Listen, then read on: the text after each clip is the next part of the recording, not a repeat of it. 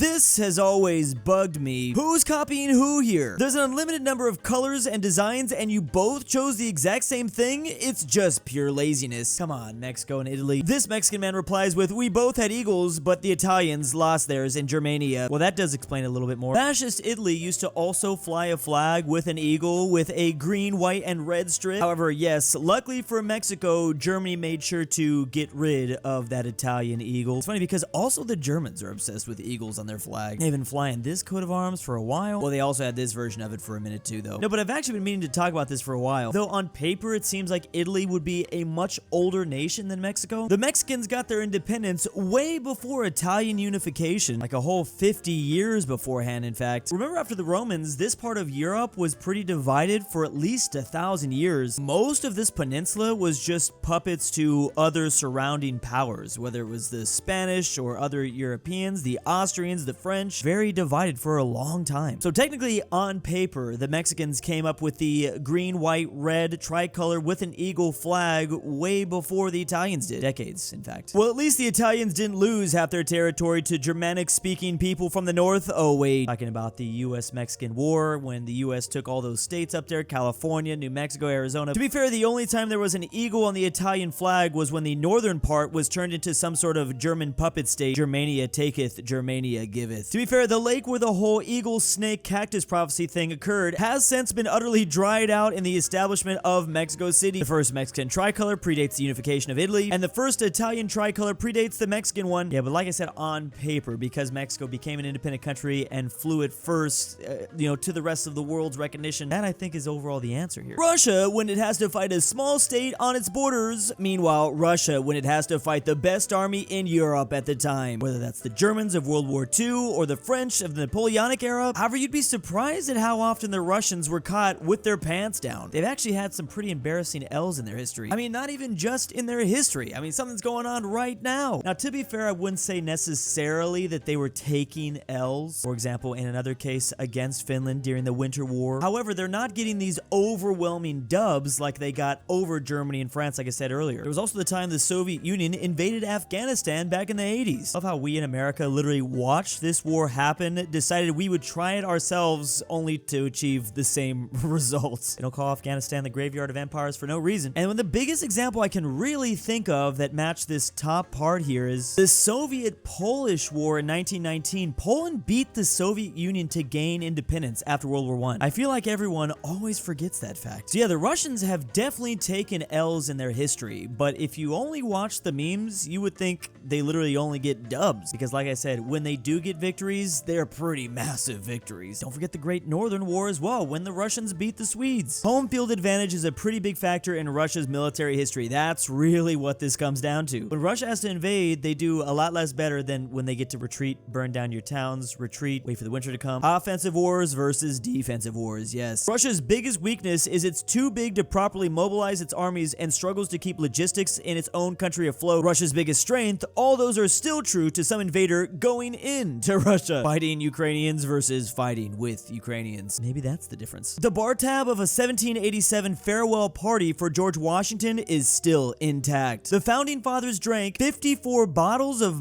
whatever that is, 60 bottles of claret, 8 bottles of whiskey, 22 bottles of porter, 8 bottles of hard cider, 12 of beer, and 7 bowls of alcoholic punch. There were only 55 attendees. This is what I was gonna ask next. How many people did they have in this bar? The entire nation of the US at the time? Really just shows that this country was founded on alcoholism, which actually doesn't surprise me at all, to be honest. Does dumping a bunch of tea into the ocean really sound like sober thoughts? You know, there was like a drunkard that was just like, what if we put the tea in the water? Wasn't this the only time Ben Franklin called him cool? Washington was famously dull. Brave and courageous men, considering the lack of clean drinking water for the next day's hangover. A fourth of the tab was probably Franklin. Party on in heaven, founding father, party on. I'm an indigenous Australian who's never met a white man before, and I'm having a great day in the outback. The Brits nuke my home. The Brits nuke my home. And this is sadly exactly what happened to some indigenous folks in Australia back in the day. The Brits at the time nuked their colonial holdings in Australia 7 different times to, well, test nuclear bombs. And while for certain native people to those lands in the late 50s and early 60s, that was the first interaction they ever had with the Western world. You can actually still go find this Aboriginal man's unique tale of nuclear bomb survival. Imagine just trying to hunt some kangaroos or whatever, and then all of a sudden you see a giant mushroom cloud like this. Probably a day you never forget. Must have been quite the experience. Must have been like experiencing the apocalypse for them. Imagine just chilling and living, and then one day the holy sun itself descends from the heavens upon the cursed earth, bringing fire and wind. No being that was close to it could ever wish of surviving its wrath. Wow, you just dropped 2 nuclear bombs on Japan, oofing almost 200,000 people because they sank like 7 boats. Yeah, we love our boats. We love our boats. I mean, let's be real, Japan knew we loved our boats too. This wasn't the first time we went crazy for one of our boats sinking. The whole Spanish-American War happened because the battleship Maine exploded. Lol, all the comments are just saying World War II era Japan did a bit worse than just sink 7 ships. What? Really? I thought Japan was just the Uwu Empire. The country of Morocco, who decided to not screw with the US's boats, watching their Barbary neighbors get blown to high hell for doing the exact opposite. This is why Morocco is actually the US's oldest friend. They were, after all, the first nation to recognize us as a sovereign nation, too. All goes back to the same thing. Don't mess with American boats. Which allied country was most important in World War II? Maybe the US for handing the Japanese their first defeat at Milan Bay and turning the war in the Pacific Theater? Or maybe it was the UK for being the first to beat Blitzkrieg and stop the German advancement at this siege here where they refused to surrender? Or maybe it was the USSR for having such brave and ruthless soldiers that the no-no German Erwin Rommel said he would use them if he ever had to take hell? Dang, there's just so many options here. I don't know.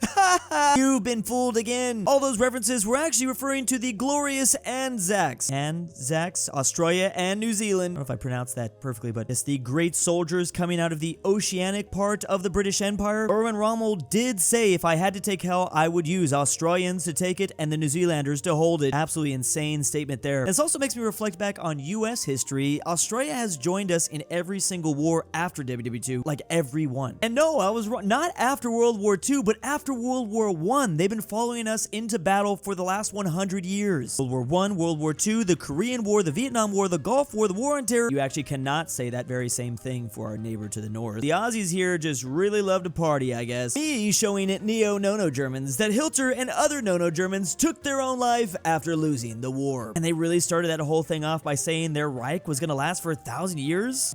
Try 12 years. It reminds me of that one 4chan post, Germany declares one war, loses it. That's all it was. Talk about hyping yourself up too much, man. The boss during the boss battle. Meanwhile, the boss when you unlock him as a playable character. On one side, we have World War II Germany at their height. On the other, we have German soldiers are painting broomsticks black to pretend they're, what? Short on machine guns. German army armed with turrets with broomsticks. German army using broomsticks instead of, what is going on over there? They have a serious problem with logistics, it seems. Which, to be fair, they did not nail logistics invading the Soviet Union. So that's still a tradition they're keeping up. Germany can't explain use of broomsticks instead of guns in NATO exercise. Man, it was in front of all of NATO too? That's gotta hurt. Get his ass is so hilarious. It's like the modern version of seize him. Where did our language go wrong? Get his butt? Doesn't quite sound as epic as seize him. You do use the same inflection in both phrases though, so I can see what's going on. Imagine a king from 1453 yelling, yo, get his ass! OMG, it's moonshine, let's buy some! Oh, for only $39.99. Ain't shine if you're paying taxes. Based Prohibition boy right here. Everyone knows if the government knows about it, it's not real moonshine. Would willfully pay this much money to drink moonshine though. Tastes like hot ass. It's one of those concoctions, like it only tastes good if you created it with your own bare hands because you know the love you put into it, but besides that, it's disgusting. Bilingual country looks inside regions with only one language with people who only speak that. We talking about Belgium here. We actually could be talking about a couple European countries. Belgium is not bilingual. Belgium, the country where they speak Dutch in the north and French in the south, also a little bit of German over this way. They might also all speak English though. That would make them bilingual. I also kind of feel the same way about Switzerland though. In Geneva, they speak French. In Zurich, they speak German. I personally, firsthand,